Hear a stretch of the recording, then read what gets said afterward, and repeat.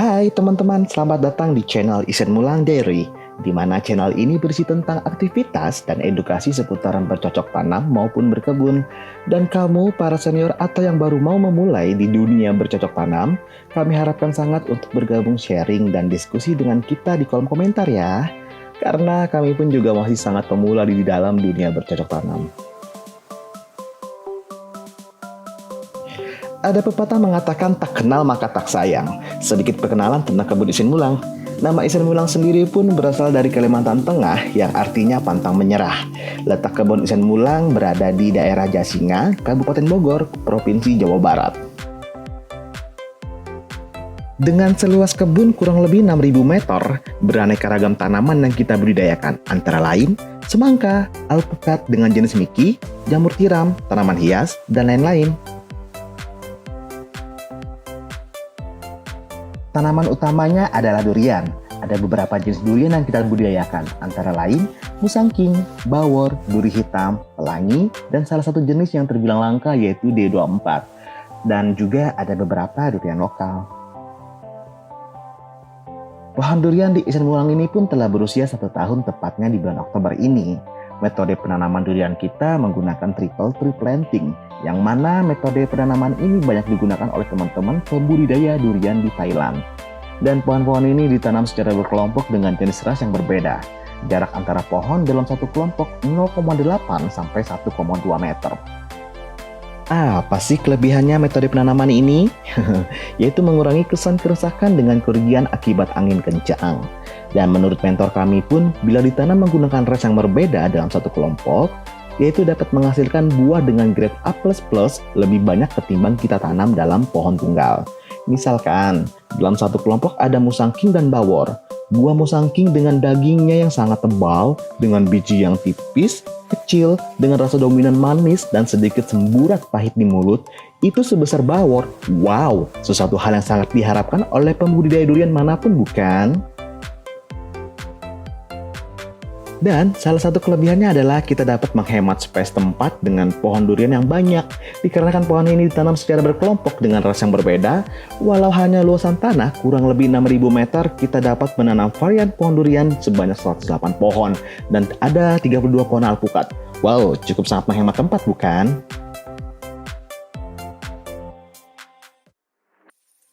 Sedikit berbagi cerita tentang pengalaman dan kejadian yang kami alami dalam beberapa minggu yang lalu. Kami mengalami salah satu musibah, yaitu salah satu pohon durian musangking kami, dahannya itu patah karena kena penebangan bambu yang berdekatan dengan pohon tersebut. Lalu kami konsultasi, ternyata mentor kami berpendapat bahwa musibah ini dapat diatasi dengan cara potong dahan. Tujuannya potong dahan ini katanya dapat mempermudah tanaman durian dalam menyerap nutrisi dan agar pertumbuhan dan produksi tanaman menjadi lebih optimal. Sebenarnya agak ragu sih untuk potong atau memangkas karena merasa sayang dengan pohonnya. Tapi kita akan terus pantau lagi untuk 2 atau 3 bulan ke depan dan kami akan beritahu perkembangannya. Untuk teman-teman, apakah punya pengalaman dan cerita hal yang serupa, bisa berbagi pengalamannya di kolom komentar supaya kita bisa belajar bersama.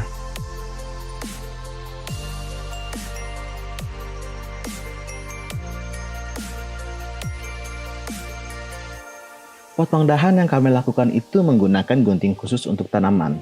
Teman-teman juga bisa melakukannya dengan alat potong yang lain seperti gergaji atau gunting seperti yang kami gunakan. Dahan yang kami potong pada bagian atas batang yang terluka karena patah, jadi agar nutrisi lebih optimal diserap pada dahan yang berbuah. Dengan harapan nantinya dahan tersebut dapat dengan kuat menampung beberapa buah agar tidak patah karena beratnya buah.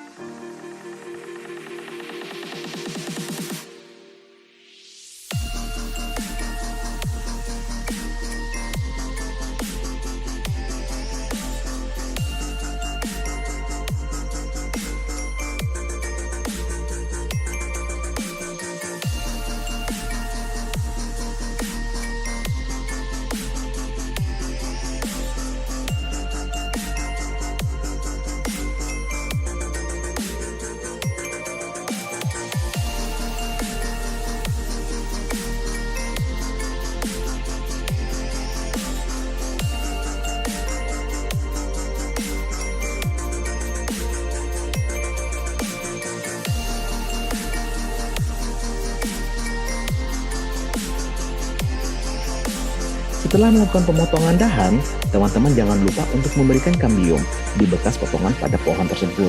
Seperti halnya manusia, pohon pun juga makhluk hidup. Bila terluka, kita beri obat merah. Kambium sendiri pun sangat membantu untuk menutupi pori-pori luka pada pohon supaya nggak kemasukan air dan juga bakteri di lukanya yang dapat menyebabkan pembusukan pada pohon. Kambium dapat didapatkan oleh teman-teman itu di aplikasi online shop atau teman-teman dapat bikin sendiri. Next, kita akan berbagi cara untuk pembuatan kambium yang sangat mudah untuk dibuat.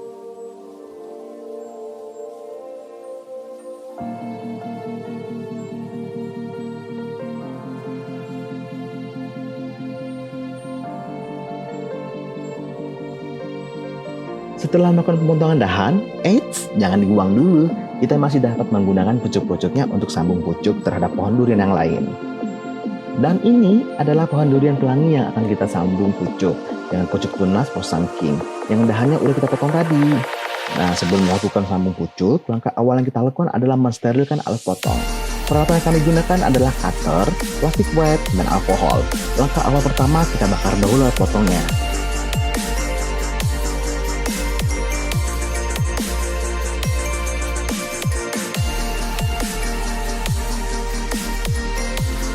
Lalu, langkah selanjutnya yang kita lakukan adalah semprotkan alkohol pada cutter yang dibakar tadi. Dan alat medis untuk melakukan operasi sambung pucuk pun steril deh. Seperti halnya dokter yang akan melakukan operasi terhadap pasien, tentunya alat operasi juga harus steril.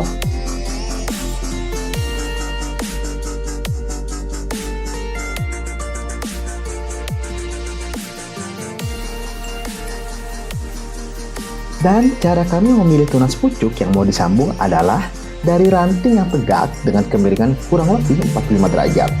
Tangkai pucuk yang kita gunakan kurang lebih 12 cm. Selanjutnya menyiapkan tempat yang mau disambung. Bila sudah menentukan tempat yang mau disambung, iris atau kupas kulit pohon ke bawah dengan lebar kurang lebih 1 cm. Untuk panjangnya dapat disesuaikan dengan kebutuhan. Dan pada bagian bawahnya disisakan sedikit untuk diselipkan dengan tunas pucuk. Dan lalu memasukkan tunas pucuk yang telah dipotong meruncing seperti huruf V. Dan langkah terakhir dari sambung pucuk yaitu diikat dengan menggunakan plastik wrap. Disarankan di bagian bawah pada sambungan tidak ada celah antara tunas sambung dengan batang, alias diikat kuat dan rapat untuk mencegah masuknya air dan penyakit pada bekas potongan yang kita lukai. Teman-teman juga dapat menggunakan dengan plastik es atau plastik yang lainnya. Tetapi kami lebih memilih plastik wrap karena plastik tersendiri juga cukup kuat dan fleksibel. Dan sifat plastiknya sendiri pun juga seperti ada perekatnya.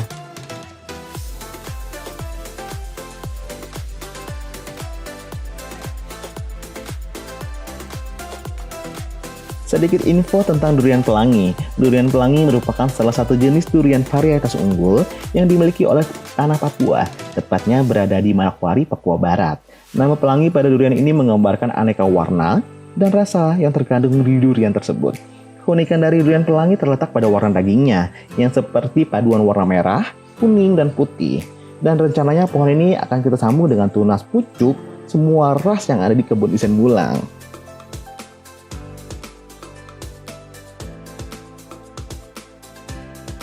Dan ini adalah bibit durian lokal yang akan kita sambung pucuk dengan tunas pucuk D24. Yang konon katanya durian jenis D24 terbilang langka. Dan metode cara penyambungannya pun sama seperti pohon pelangi yang sudah kita sambung pucuk dengan tunas pucuk musangking.